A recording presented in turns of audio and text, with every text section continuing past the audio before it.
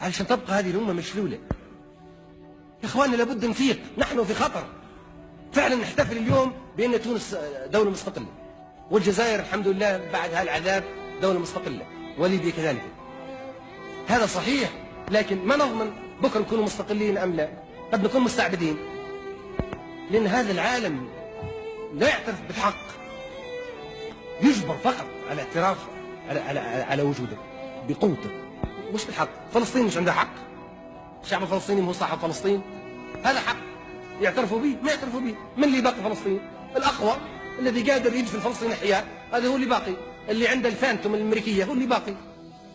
وهذا العالم اللي يخدعكم ويقول لكم عالم متمدين، هذا عالم همجي بربري متخلف منحط، هو الذي سبب الكوارث في البشرية، هو الذي قاد الحرب العالمية الأولى والثانية والصليبية والبونيقية، ولا زال يقود حروب جديدة لتدمير البشرية.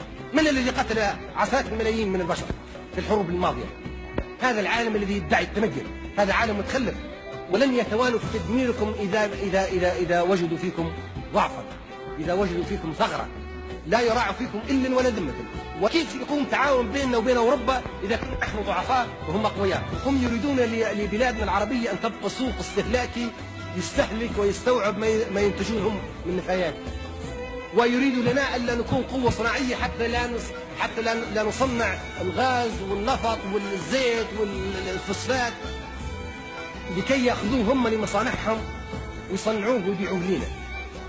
هم يبغونا احنا سوق استهلاكي ومنطقة مناورات، ولما تكون حروب دولية يبغوا هم يرعوا يدهم على هذه المنطقة لكي يسيطروا على مضيق جبل طارق وعلى خليج سرت وعلى باب المندب وعلى قناة السويس وعلى مضيق هرمز. يحاربوا فينا في نهر الأردن، في نهر اليرموك، وفي نهر العاص، وفي نهر الليطاني.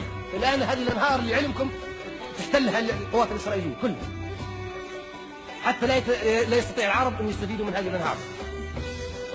ثم يأتي الدور على دجلة والفرات سيتم احتلالها. هذه أمة في خطر.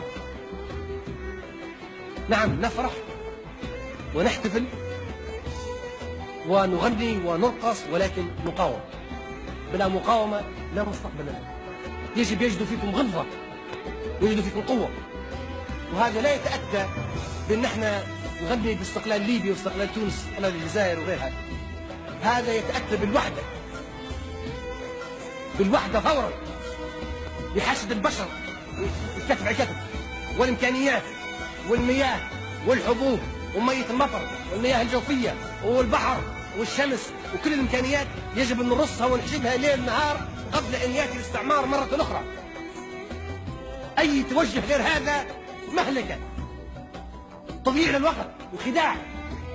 أي توجه غير التوجه الوحدوي الجاد والفوري بدون تردد وبدون خوف هي خيانة لمستقبل الأمة العربية وخيانة للأجيال القادمة.